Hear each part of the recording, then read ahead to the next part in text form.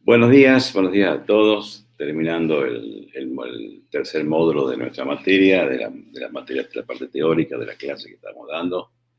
Vamos a hablar hoy de semiología hematológica. Como sabemos, dar todas las enfermedades o los síndromes hematológicos que hay en realidad es muy difícil darlo en una clase, y creo que casi sería un poquito más que difícil, pero de todas maneras nosotros como semiólogos debemos saber algunos detalles claros que nos van a darnos una orientación sobre qué tipo de alteraciones hematológicas tiene un paciente. Sabemos que la semiología o la semiología hematológica o la hematología fundamentalmente es una especialidad de la clínica médica, por lo tanto es tan difícil que nosotros podamos mencionar a todas las enfermedades, sino vamos a mencionar inicialmente los principales síndromes. Para eso vamos a presentar un Power a los fines de dar unos datos orientativos con respecto a la temática, digamos, de todo lo que serían los síndromes hematológicos. En principio, nosotros vamos a comenzar diciendo que la mayor parte de las enfermedades hematológicas son enfermedades que son las enfermedades que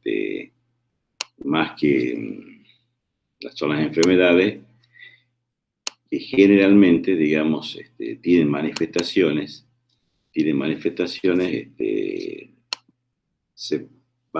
secundarias, o sea, que se deben a enfermedades secundarias y no a enfermedades primitivas o primarias que nacen de esta enfermedad, de la semiología hematológica. La semiología hematológica estudia los componentes de la sangre y sus alteraciones, células y plasma, fundamentalmente. O sea que sabiendo cuáles son los componentes de la sangre, vamos a saber también cuáles podrán ser las alteraciones que hay, digamos, en las mismas. O sea, las células, ya sabemos cuáles son los elementos celulares, y el plasma, qué es lo que es. ¿Cuáles son las alteraciones principales? No podríamos, como dije anteriormente, estudiar todos los síndromes hematológicos, ya que es una especialidad de la clínica médica, y nos vamos a circunscribir exclusivamente en el estudio o la orientación que debemos tener a un paciente que se presenta, digamos, con una alteración en los componentes de la sangre. En todos los casos es muy importante hacer una buena historia clínica, una conspicua historia clínica, debido a que en general las enfermedades primarias son menos frecuentes, digamos, son poco frecuentes. Entonces, algunas están relacionadas con la parte hereditaria, con su etnia o con su procedencia, fundamentalmente las enfermedades primarias. Tiene mucho que ver la genética o la procedencia o la etnia del paciente.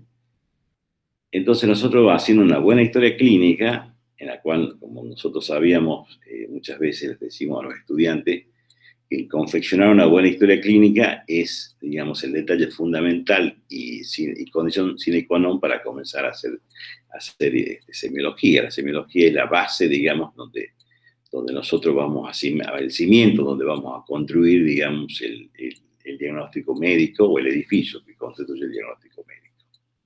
Tanto el interrogatorio nuestro, en principio, luego el examen físico, como todos sabemos cómo se va construyendo los elementos diagnósticos. En el caso de la enfermedad hematológica, la edad es muy importante, saber la edad del paciente, cuál es la procedencia, de dónde viene el paciente. Muchas veces hoy en día, vea cómo adquiere gran interés cuál es la procedencia del paciente en la pandemia que estamos siguiendo, de dónde viene, cuál es su trazabilidad, de dónde viene y a qué corresponde. Es una cosa muy elemental. ¿Cuál es la etnia del paciente? Nosotros sabemos que muchas enfermedades están relacionadas con la etnia, están relacionadas con los lugares donde proviene, por ejemplo, si proviene del Mediterráneo, si provienen de algún lugar, la raza que pueden tener los pacientes. Hay pacientes que predomina una raza con respecto a otra. Hay enfermedades también que están ligadas al sexo, fundamentalmente las enfermedades genéticas, muchas están ligadas al sexo. También tiene que ver la profesión, uno sabe que algunas actividades, algunas profesiones están relacionadas con enfermedades profesionales o con elementos que uno puede estar en contacto, con el manejo de algunos tóxicos, unas enfermedades zoohematológicas que están relacionadas con estas circunstancias.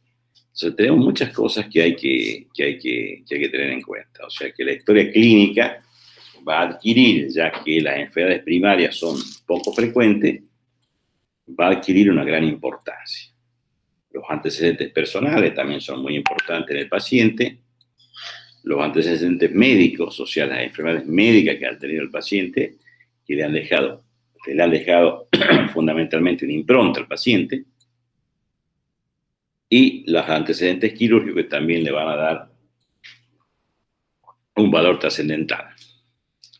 Todos son de gran importancia para ver la fisiopatología y las causas de algunos síndromes. O sea que nosotros vamos a hacer una buena historia clínica donde el interrogatorio, sacando los datos expiatorios que llamamos nosotros, donde sacamos todos los antecedentes del paciente, sus antecedentes personales, sus antecedentes de la enfermedad que pueda usted relacionarlo con ellos, porque muchas veces los antecedentes personales ustedes pueden relacionarlo con los antecedentes de la enfermedad que está padeciendo. Ustedes le dan lo califican de tal manera que ustedes lo incluyen como un antecedente de la enfermedad. Los antecedentes médicos quirúrgicos y las consideraciones fisiopatológicas, o sea, los mecanismos por los cuales pueden desarrollarse estos síndromes. También tenemos que ver muchas veces los antecedentes tóxicos, si el paciente está sometido a un tóxico, trabaja con algún tóxico, trabaja en una fábrica, tiene una especialidad que maneja, digamos, elementos tóxicos o elementos que pueden alterar los componentes sanguíneos. Muchas veces algunas enfermedades de la sangre están relacionadas con los componentes que el paciente, si trabaja en un laboratorio, qué tipo de laboratorio, cuáles son los elementos que él maneja. Todas esas cosas son muy importantes. Después le hacemos un examen físico general y después, por supuesto, un examen físico especial. El examen físico general, nosotros sabemos qué es lo que vamos a ver. Y el examen físico especial lo vamos a hacer fundamentalmente viendo un aparato por otro. Entonces, resumiendo, para que quede claro, los síndromes hematológicos o la semiología hematológica o las enfermedades de la sangre o sus alteraciones, generalmente son poco frecuentes las enfermedades primarias y son mucho más frecuentes las causas secundarias que van a provocar alteraciones en la sangre y en sus componentes fundamentalmente, tanto las células, la parte celular como la parte plasmática. ¿Cuáles son las principales causas secundarias de alteraciones hematológicas? Vamos a enumerar algunas de las causas más fundamentales. Por ahí siempre queda algo en el tintero, por supuesto, que hay una otra causa que puede provocar, pero ¿cuáles son las fundamentales? Nosotros nos referimos como semiólogos, que pueden dar lugar, digamos, a una alteración hematológica. Las neoplasias, por ejemplo, o sea, las neoplasias, o sea, los tumores fundamentalmente los tumores linfáticos, los linfomas, pueden dar alteraciones hematológicas de gran trascendencia que ustedes la van a distinguir viendo los antecedentes más importantes del paciente. Por supuesto que generalmente las enfermedades de neoplasia cursan también con otras manifestaciones clínicas, por eso es tan importante el examen, la historia clínica, el interrogatorio, los antecedentes que tuvo el paciente, si fue operado de algo, si no, si tuvo una enfermedad que le deja una impronta, así un sello bien claro de que él es un enfermo de tal patología, que posteriormente ustedes lo van a relacionar, en el general caso, con las neoplasias, ¿no? Las neoplasias son las que más alteraciones van a provocar en la sangre, desde una anemia hasta una policitemia, hasta hasta una aplasia medular, hasta una linfocitosis exagerada, hasta la presencia de células anormales. Bueno, una serie de connotaciones en las cuales las neoplasias pueden alterar y pueden provocar manifestaciones hematológicas. Luego tenemos la insuficiencia renal. La insuficiencia renal también va a cursar con, no olvidemos que la eritropoyetina es el estimulante de la producción de glóbulos rojos.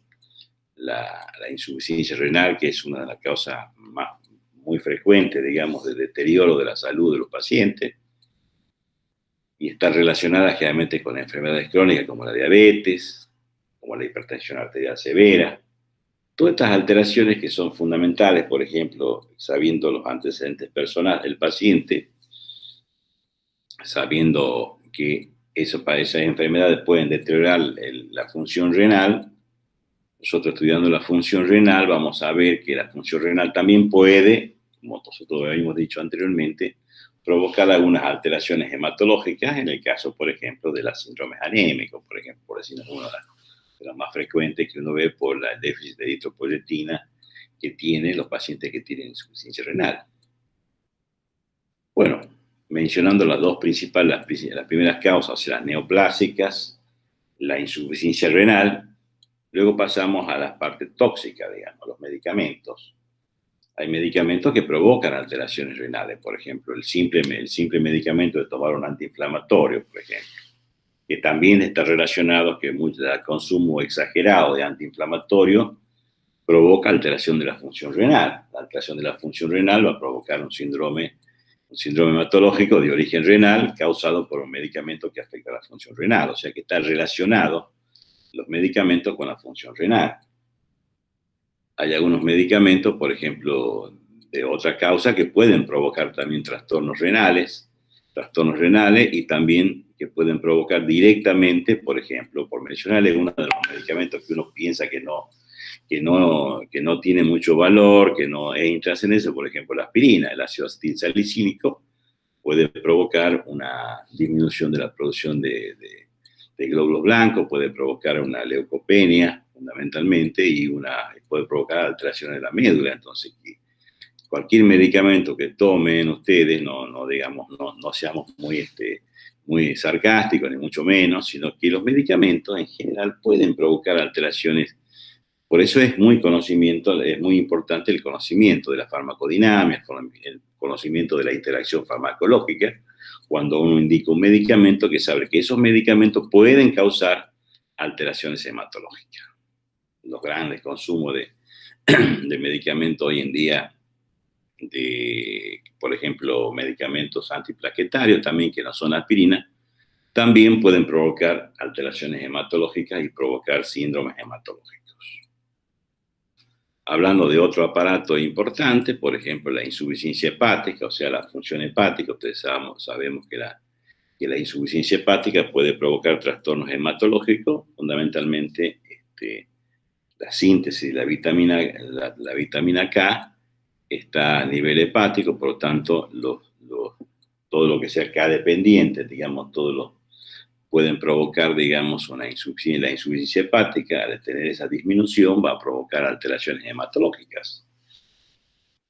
Entonces, sé que se va a expresar fundamentalmente por algunas alteraciones cutáneas o algunas alteraciones de sangrado que ustedes van a poder observarlo en los pacientes que tienen una insuficiencia hepática. Sabemos que los factores de la coagulación K dependiente dependen también de la insuficiencia hepática. Al estar disminuida la función hepática, los factores K dependientes van a estar alterados, por lo tanto van a dar síndromes hematológicos o manifestaciones hematológicas. Haciendo una pequeña pausa para no enloquecernos tanto con las causas, también tenemos las enfermedades autoinmunitarias, por ejemplo. Los procesos autoinmunitarios de autoagresión, por ejemplo, pueden provocar hemólisis, o sea, destrucción de glóbulos rojos, y provocar anemia, provocar sangrado y provocar manifestaciones, digamos, muy importantes, como por ejemplo las anemias hemolíticas, que son generalmente de origen autoinmunitario. Vamos a ver que las anemias hemolíticas son más pálidas, las ictericias flavínicas, la cual hay una destrucción excesiva y va a haber un aumento de la bilirrubina, va a haber una urobilinuria aumentada, una S-pleicólica, entonces, y una ictericia perihepática por hemólisis va a provocar una anemia, se provoca una anemia, la anemia hemolítica se va a manifestar algunas veces por alteraciones también que puedan hacernos confundir nosotros con un síndrome ictérico, pero son más pálidos que ictéricos en el caso de las hemólisis. Entonces vean cómo nosotros, que generalmente pueden cursar con un síndrome febril también muchas veces. Bueno, entonces ustedes ven la serie de connotaciones clínicas y cómo los diferentes aparatos, ya sea por la presencia de neoplasia, por la función hepática, renal, el consumo de medicamentos, los procesos autoinmunitarios que muchas veces provocan alteraciones en la sangre, van a provocar manifestaciones hematológicas que nosotros tenemos que saber distinguir muchas veces y saber que las manifestaciones hematológicas son más causadas por causas secundarias que por causas primarias, que generalmente son de origen genético.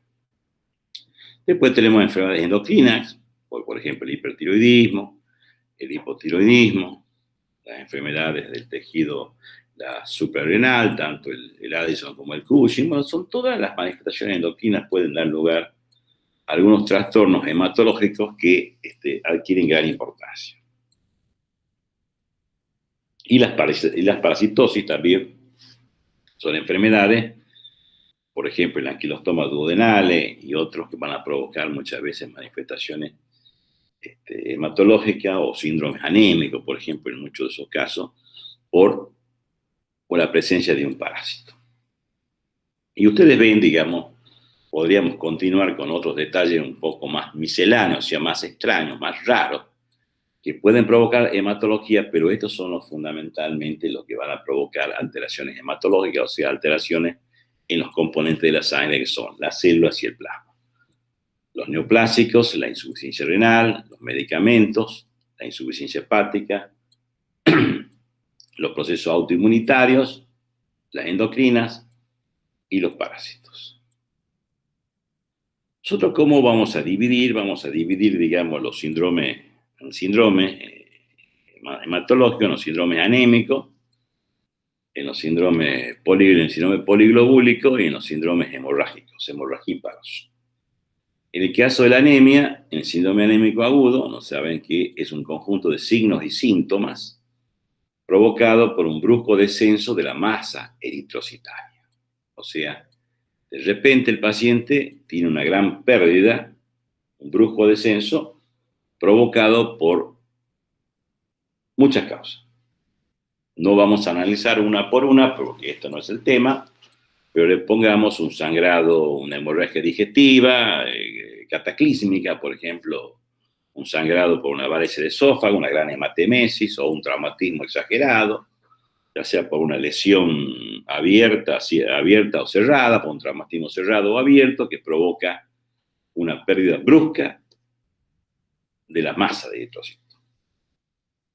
La forma de manifestarse de este síndrome anémico agudo va a depender de la cantidad de la pérdida de sangre que exista.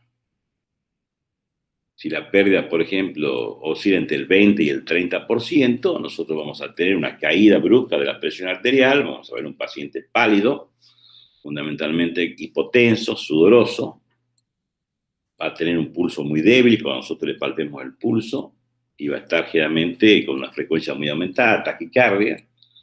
O sea, el paciente ha tenido, por algún motivo u otro, ha tenido un brusco descenso de la masa eritrocitaria, pierde una cantidad importante de sangre, entre el 20 y el 30, rápidamente le baja la presión, el paciente se siente débil, por supuesto, taquicardia y el pulso débil. Lo que llamamos a veces el pulso filiforme, muy pequeña su amplitud. Al caer el volumen sistólico, al caer la cantidad, cae el volumen sistólico, y si cae el volumen sistólico, como cuando hablábamos de la clase de pulso, recuerdan ustedes, va a disminuir la amplitud y el pulso va a ser mucho más pequeño. Cuando esa pérdida, en vez de ser del 20 al 30%, es entre el 20 y el 40%, va a haber una gran palidez, el paciente va a estar frío, taquicárdico, sudoroso y en oliguria. Es lo que nosotros conocemos como un shock hipovolémico. El paciente que tiene entre un 20 y un 40 entra en lo que nosotros conocemos como un shock hipovolémico. Hay gran palidez, hay gran frialdad, hay taquicardia, hay sudoración y hay una disminución de la presión de filtración al haber gran hipotensión arterial.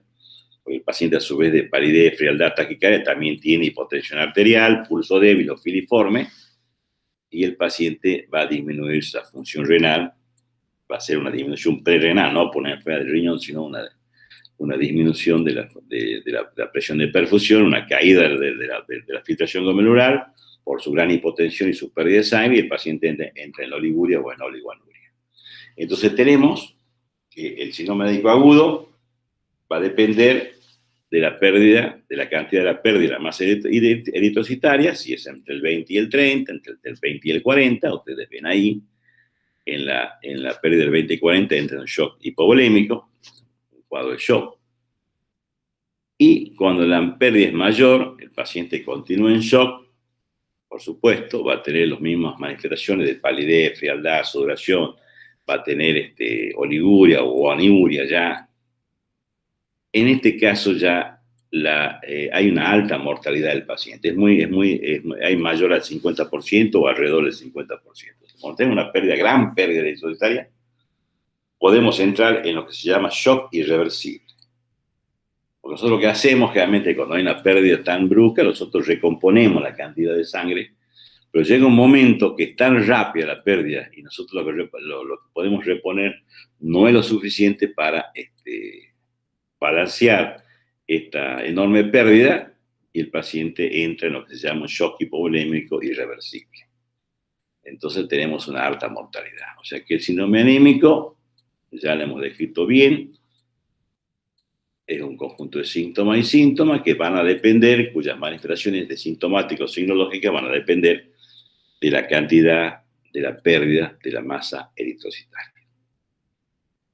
Continuando con el síndrome anémico, vamos a hacer una pequeña descripción de lo que es el síndrome anémico crónico. Es un conjunto de signos y síntomas por una disminución prolongada de la hemoglobina.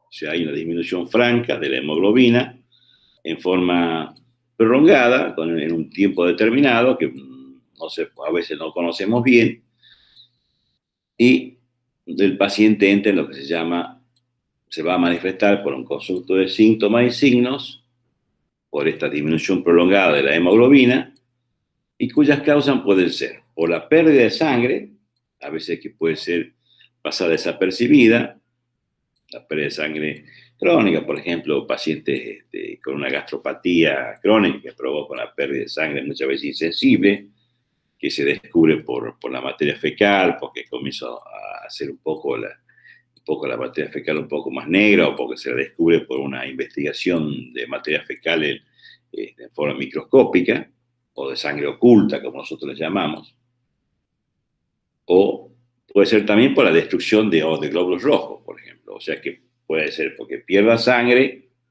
porque destruya más la sangre, como hablamos hace de la hemólisis, ¿se acuerda? De las enfermedades autoinmunitarias o de las anemias hemolíticas, que generalmente a veces son tóxicas también, pero en general son por mecanismos autoinmunes, o por alteraciones de la producción. Puede ser por falta de hierro, por disminución del ácido fólico, por la vitamina B12, o porque hay una displasia o una aplasia medular. O sea, ya el problema en la producción está en la médula ósea, que va a provocar una displasia o una aplasia medular, o bien por una producción porque disminuye el hierro, porque no hay ácido fólico, o porque falta el factor intrínseco de absorción de la vitamina B12, que va a dar lugar a la famosa anemia perniciosa, la conocida como anemia perniciosa o anemia megaloblástica. Entonces, los síndromes anémicos acrónicos es el conjunto de signos y síntomas en el cual hay una disminución prolongada de la hemoglobina. En forma lenta se va disminuyendo la hemoglobina, y esa puede ser causada por La pérdida de sangre por la destrucción excesiva de glóbulos rojos o por una alteración en la producción y por el déficit de hierro, ácido fólico, vitamina B12 o una displasia o aplasia medular.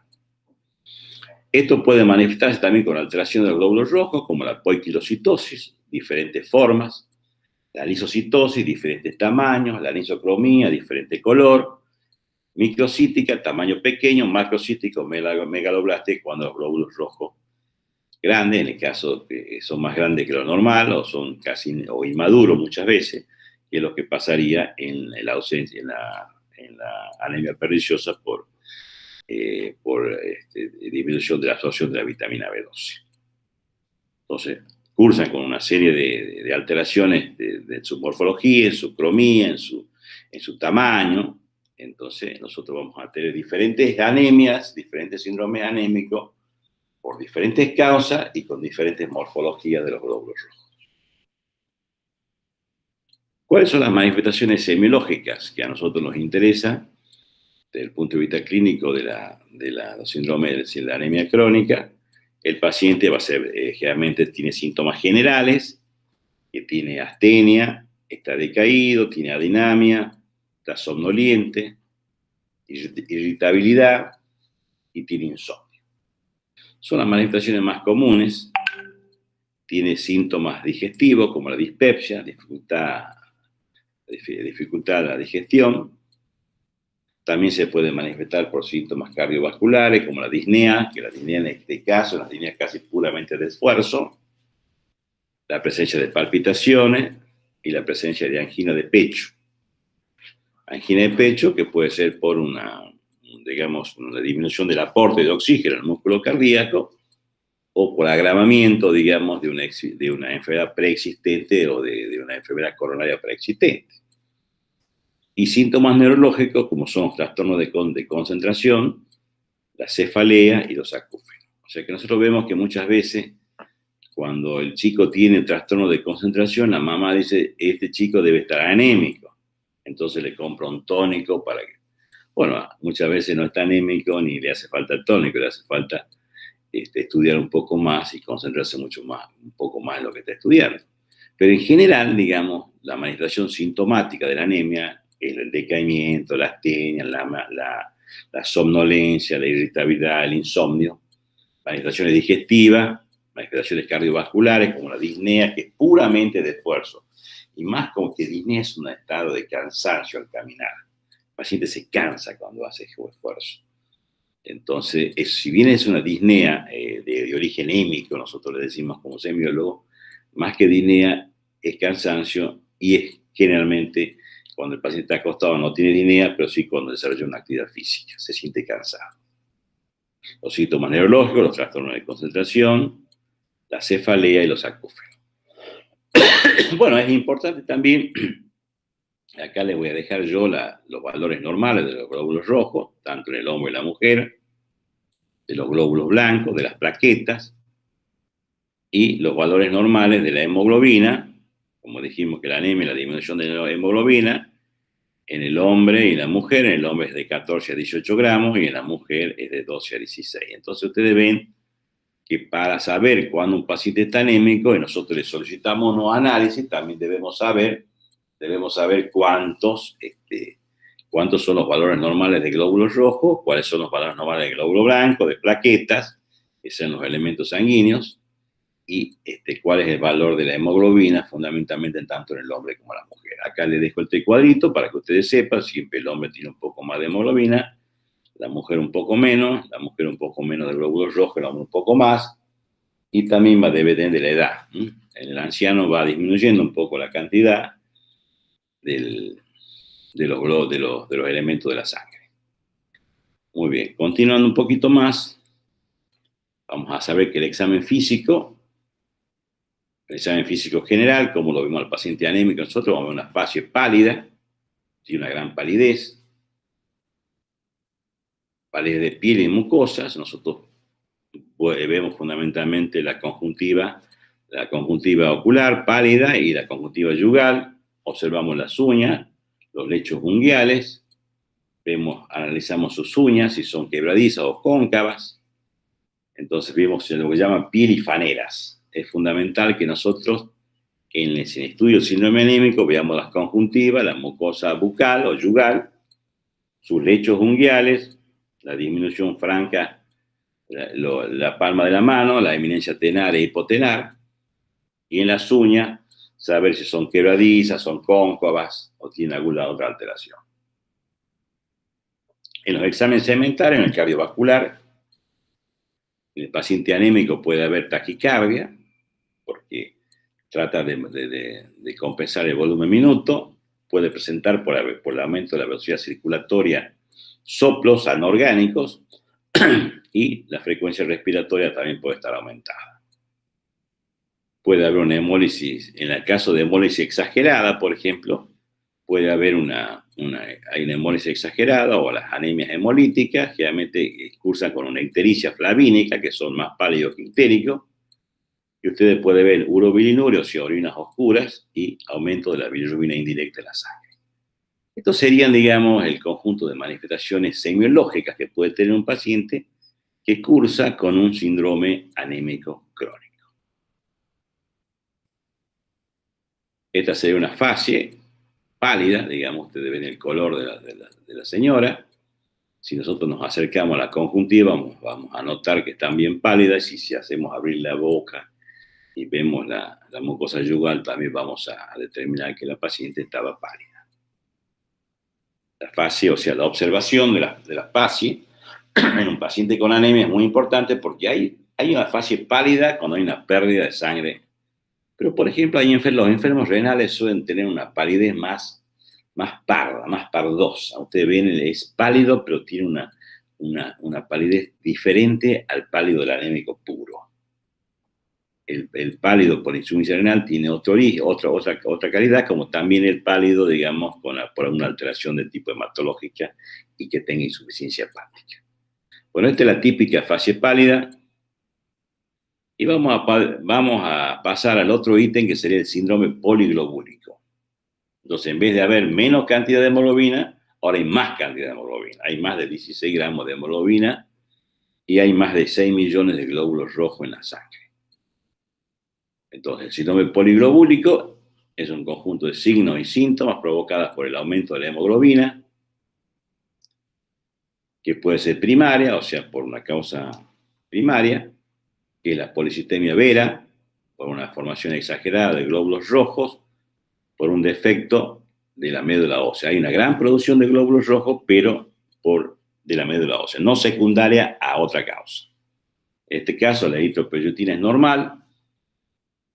O sea, en cambio, cuando es secundaria, se debe generalmente a una hipoxemia crónica o enfermedades de la altura, por ejemplo, donde hay sí un aumento de la eritropoyetina. O sea que tenemos una poliglobulia primaria llamada poliglobulia vera, por una formación exagerada de glóbulos rojos, por un defecto de la médula ósea, con una eritropoyetina normal. Y una secundaria a un cuadro hipoxémico crónico o una enfermedad de las alturas. El que vive en las alturas tiene una disminución de la tensión de oxígeno y fabrica más glóbulos rojos, como ustedes saben, y eso va a provocarle una mayor cantidad de glóbulos rojos y cuando vive en las alturas. ¿Cuáles son los síntomas generales que presenta un paciente poliglobúlico? Generalmente es un paciente que está muy decaído, está dinámico y que tiene una somnolencia, y a cualquier se sienta y se duerme en cualquier momento. Generalmente es un paciente que pueden tener síntomas neurológicos como vértigo, acúfenos y mareos. Puede tener síntomas cardiovasculares como una angina de pecho. Son enfermos que tienen una hipercoagulabilidad, tienen mucha tendencia a la trombosis, tanto coronaria, y de tendencia a la hipertensión y a la trombosis, y muchas veces a los accidentes cerebrovasculares también, que lo calificamos dentro de síntomas cardiovasculares. O sea que el paciente poliglobúlico es un paciente somnoliento. Los nervios cardíacos de ayer se le decían al paciente con pulmonar crónico que se dormía, que tiene adinemia, que tiene astenia, que está como sensación de pesadez, está como sensación de la cabeza pesada, tiene vértigo, acúfeno, tiene mareo, y en la parte cardiovascular puede tener angina de pecho, es un paciente hipertenso, puede tener la trombosis, inclusive a los accidentes cerebrovasculares. Son agentes que tienen una gran capacidad de formar trombos. En la fase, va a ser una fase eritrocianótica, mezcla la cianosis con la rubicundez, es bultuosa, con una gran inyección conjuntival, y en el abdomen podemos ver si es una policitemia primaria llamada policitemia vera, puede tener un aumento del tamaño del vaso llamado esplenomegalia, y el aumento de los glóbulos rojos siempre está por encima de 6 millones por milímetro cúbico y hemoglobina por encima de 18 gramos por ciento. O sea que es un paciente que tiene muchos glóbulos rojos, mucha hemoglobina, que hay una poliglobina que puede ser primaria, otra que puede ser secundaria, una que cursa con eritropoyetina aumentada, otra disminuida, una que cursa con esplenomegalia, como la policitemia vera, y el aumento de los glóbulos rojos puede ser por encima de 6 millones y de 18 gramos de hemoglobina. Repasamos un poquito más los síntomas y signos provocados por el aumento de la hemoglobina: primaria, secundaria, primaria policitemia vera, secundaria hipoxemia crónica, enfermedad de las alturas. ¿Cuáles son los síntomas generales? ¿Cuáles son los síntomas neurológicos, los cardiovasculares? La fase eritrocianótica o bultosa con inyección conjuntival, usted lo ve al paciente, el paciente está hipoxémico, generalmente cianótico, cierta eritrosis, se llama fase eritrósica de los pacientes con hipoxemia crónica, una gran inyección conjuntival y la tendencia al sueño, que es lo más importante. El abdomen, la esplenomegalia, la policitemia primaria o vera, y los glóbulos rojos por encima de 6 millones y de hemoglobina por encima de 18 gramos por ciento. Pasando al último ítem, que son los síndromes hemorrágicos, o sea, son aquellos síndromes que tienen tendencia al paciente a sangrar, a tener hemorragias. Los podemos clasificar en trastorno de la hemostasia primaria, alteraciones del factor vascular dentro de la hemostasia primaria, y la causa puede ser medicamentosa, alérgica, infecciosa e inmunitaria. La púrpura de Schoenlen-Henoch, de disco inmunitario o infecciosa, secundaria fundamentalmente, a veces, y alteraciones ya en el sistema plaquetario, porque la hemostasia primaria está relacionada con las plaquetas o con el factor vascular.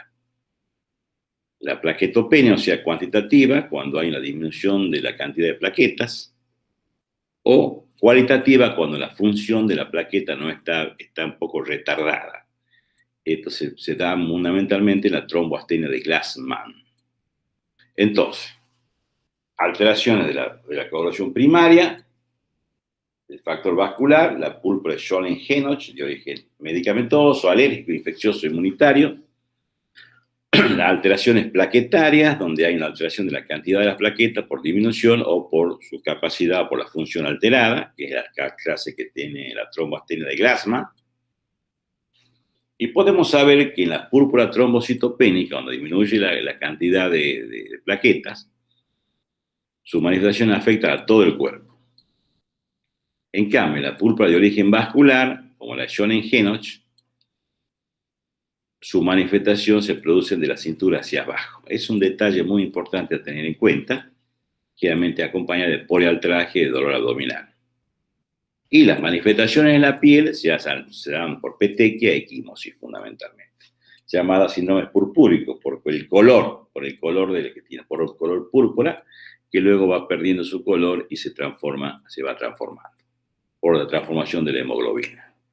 Entonces tenemos como manifestación de los síndromes hemorrágicos en la trombocitopenia o en la púrpura de origen vascular, son las petequias y las equimosis. La equimosis es una hemorragia subcutánea, un poco mayor, y las petequias son pequeñas y como una cabeza de un alfiler. Muy bien. Y después tenemos los trastornos de la hemostasia secundaria, trastornos de la coagulación. Ya para ir concluyendo, trastornos de la hemostasia secundaria, los trastornos de la coagulación, en los cuales vamos a ser sencillos, vamos a describir que puede haber una alteración de la vía larga, por ejemplo, que es de origen hereditario, que es la hemofilia, que se debe fundamentalmente a un déficit del factor 8 y del factor 9. No se olviden de la hemofilia.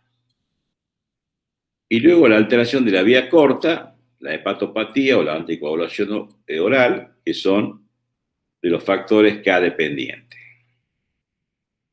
Entonces nosotros vamos a tener que los trastornos de la hemostasia secundaria los vamos a dividir en alteraciones de la vía larga y de la vía corta. De la vía corta, los factores K dependientes, las hepatopatías, insuficiencia hepática, mencionamos como causa de manifestación de síndrome hematológico la hepatopatía y la insuficiencia hepática, la anticoagulación oral, con aquellos anticoagulantes que tienen fundamentalmente, como el acenocumarol, que actúan sobre la antivitamina K, y los factores los antivitamina K son los que van a anticoagular al paciente y que pueden por esa causa sangrar también.